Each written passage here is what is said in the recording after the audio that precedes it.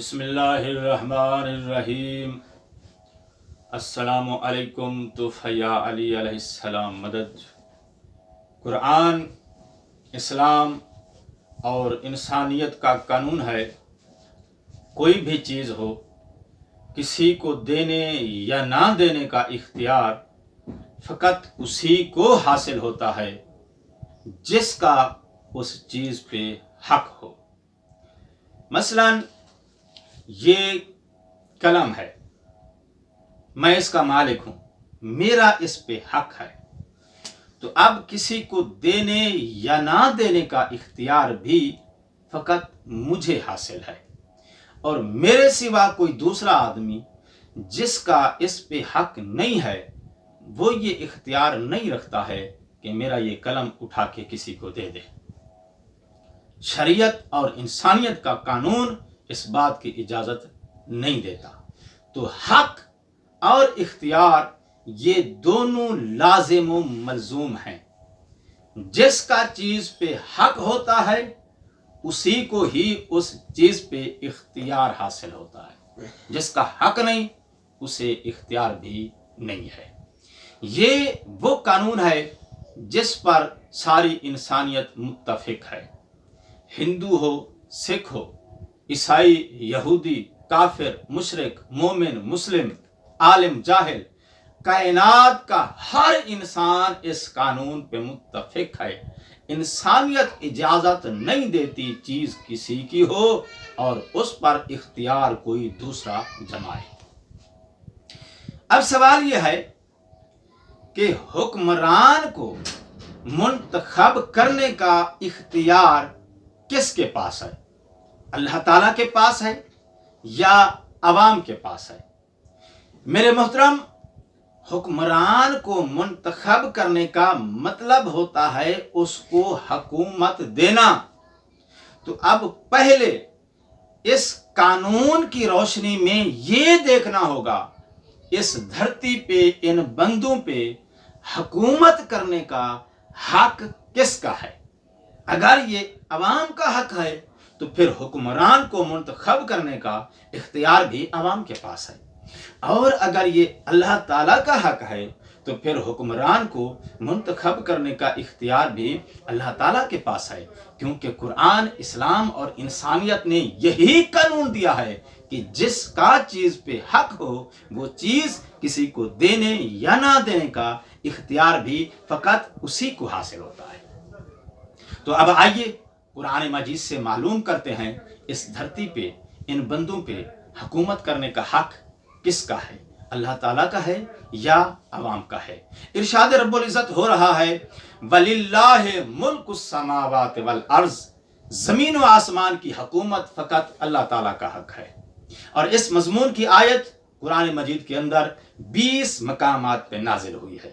تو اب اس آیت سے ثابت ہوا اس دھرتی پہ ان بندوں پہ حکومت کرنا یہ صرف اللہ تعالیٰ کا حق ہے، عوام کا حق نہیں ہے۔ اور سورہ بقرہ کی آیت نمبر 247 میں ارشاد فرمایا وَاللَّهُ يُؤْتِي مُلْكَهُ مَن يَشَاءُ، اللہ جس کو چاہے اپنی حکومت دے دے۔ تو اب اس آیت سے ثابت ہوا حکمران کو منتخب کرنے کا اختیار بھی اللہ تعالیٰ کے پاس ہے۔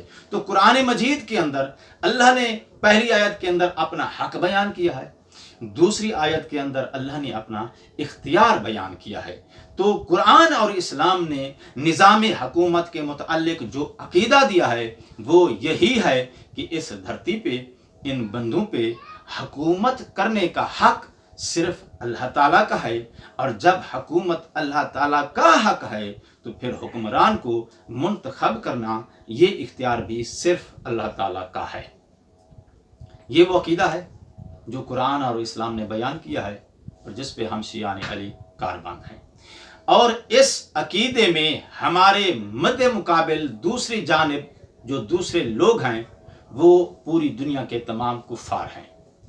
کفار جو کہ قرآن اور اسلام پر ایمان نہیں رکھتے، ان کا عقیدہ نظام حکومت کے متعلق یہ ہے، وہ کہتے ہیں کہ اس دھرتی پہ ان بندوں پہ حکومت کرنا عوام کا اپنا حق ہے۔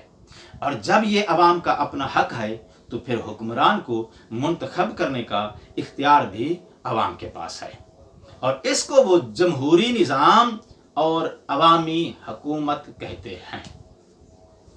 تو اب دو عقیدے سامنے آ گئے، ایک وہ عقیدہ جو قرآن اور اسلام نے دیا ہے، اور وہ یہ ہے کہ اس دھرتی پہ ان بندوں پہ حکومت کرنا اللہ تعالیٰ کا حق ہے، اور جب اللہ تعالیٰ کا حق ہے تو پھر حکمران کو منتخب کرنے کا اختیار بھی اسی کے پاس ہے۔ اور دوسرا عقیدہ کفار کا ہے جو قرآن اور اسلام کے منکر ہیں، ان کا عقیدہ یہ ہے کہ اس دھرتی پہ ان بندوں پہ حکمران کو منتخب کرنا یہ عوام کا اپنا حق ہے۔ جب عوام کا اپنا حق ہے تو پھر حکمران کو منتخب کرنے کا اختیار بھی عوام کے پاس ہے۔ اب رہی یہ بات کہ اس عقیدے میں ہمارے اہل سنت بھائی کس کے ساتھ ہیں، تو ہمارے اہل سنت بھائی اس عقیدے میں آدھے ہمارے ساتھ ہیں، آدھے کفار کے ساتھ ہیں، کیونکہ آدھا عقیدہ وہ ہمارے والا رکھتے ہیں، اور وہ یہ کہ اس دھرتی پہ ان بندوں پہ حکومت کرنا اللہ تعالیٰ کا حق ہے، یہ عقیدہ وہ بھی رکھتے ہیں۔ اور کفار والا عقیدہ وہ یہ رکھتے ہیں کہ حکمران کو منتخب کرنے کا اختیار یہ عوام کے پاس ہے، یعنی ان کا عقیدہ یہ ہے کہ حکومت اللہ کا حق ہے، مگر حکمران کو منتخب کرنا یہ اختیار عوام کا ہے۔ تو اس عقیدے میں ہمارے محترم بھائی دو بنیادی غلطیوں کا ارتکاب کرتے ہیں۔ نمبر ایک، اس عقیدے میں کفر اور اسلام کو مکس کرتے ہیں، کیونکہ آدھا عقیدہ ان کا اسلام والا ہے، آدھا کفار والا ہے۔ نمبر دو، انسانیت کے بنیادی قانون کی خلاف ورزی کرتے ہیں، کیونکہ انسانیت کا قانون یہ کہتا ہے کہ چیز پہ جس کا حق ہو اسی کو اس چیز کو دینے یا نہ دینے کا اختیار حاصل ہوتا ہے، اور ان کا عقیدہ یہ ہے کہ حق اللہ تعالیٰ کا ہے مگر اختیار عوام کا ہے، حق کسی اور کا سمجھتے ہیں اور منتخب کرنے کا اختیار کسی اور کے پاس سمجھتے ہیں۔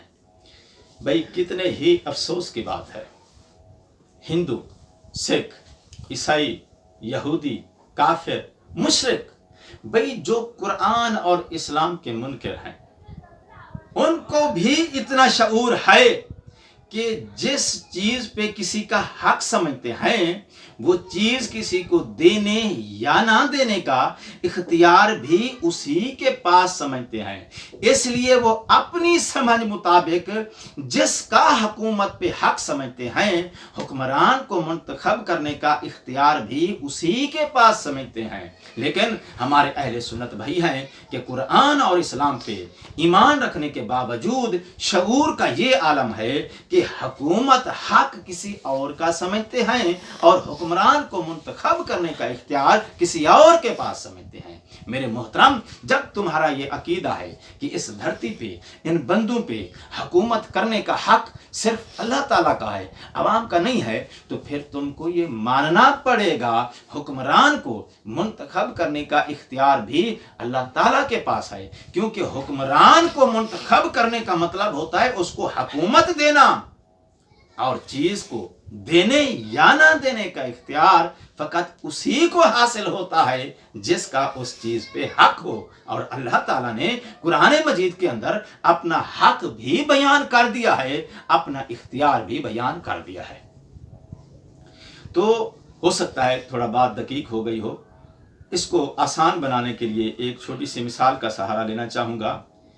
سنا ہے ڈاکٹر طاہر القادری صاحب قبلہ بہت قیمتی کیپ پہنتے ہیں، میں ان کی یہ کیپ اٹھا کے مولانا طارق جمیل صاحب کو دے دوں اور کہوں قبلہ یہ آپ کو بہت جچتی ہے، بہت خوبصورت لگتی ہے، یہ میں آپ کو دیتا ہوں، آپ لے لو، جائز ہے؟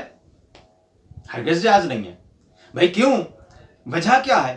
وجہ یہ ہے کہ میرا اس ٹوپی پہ حق نہیں ہے، اور انسانیت قرآن اور اسلام اس بات کی اجازت نہیں دیتے چیز کسی کی ہو، اس پہ حق کسی کا ہو، اور وہ چیز اٹھا کر کوئی دوسرا آدمی جس کا حق نہیں ہے وہ اس پہ اپنا اختیار جمائے اور چیز اٹھا کر کسی کو دے دے، ایسا انسانیت اس کی اجازت نہیں دیتی۔ اچھا چلو ایسا کرتے ہیں، میں 10-20 لوگ اپنے ساتھ ملا لوں، پھر تو مجھے اختیار حاصل ہو جائے گا۔ تو اب مجھے دنیا کے دانشوروں نے یہ سمجھایا، بھئی آپ 20 نہیں 20 لاکھ بھی ساتھ ملا لو، دنیا کے تمام انسان بھی ساتھ ملا لو، تو بھی اس طرح آپ کو اختیار حاصل نہیں ہو سکتا، کیونکہ چیز پہ اختیار اکثریت کے زور پہ حاصل نہیں ہوتا، حق کی بنیاد پہ حاصل ہوتا ہے، اور صاحب حق کی موجودگی میں، صاحب حق کے مقابلے میں اکثریت کے زور کو استعمال کرتے ہوئے چیز کو اپنے اختیارات میں لے لینا، اپنے اختیار میں لے لینا، یہ ظلم ہے، یہ ڈاکہ ہے، اس کو ناجائز قبضہ کہتے ہیں، جس کی انسانیت میں کوئی گنجائش نہیں ہے۔ تو اب علماء کرام سے میری اپیل ہے، مجھے صرف یہ سمجھائیں کہ جب قرآن، اسلام اور انسانیت کی نظر میں اگر بندہ کسی چیز پہ حق نہ رکھتا ہو تو وہ چیز کسی کو دینے کا مجاز نہیں ہوتا۔ تو یہ عوام جن کو 14 صدیوں سے سیاستدان بے وقوف بنا رہے ہیں، ان عوام کو کس طرح یہ حق اور اختیار اور مجاز حاصل ہو سکتا ہے اللہ کی حکومت کسی کو دینے کا؟ میرے محترم، عوام کا کام، عوام کی ذمہ داری، عوام کا فریضہ اللہ کی حکومت کو تسلیم کرنا ہے، اور اللہ جس کو ان پہ حکمران مقرر کرے اس کی اطاعت کرنا ہے۔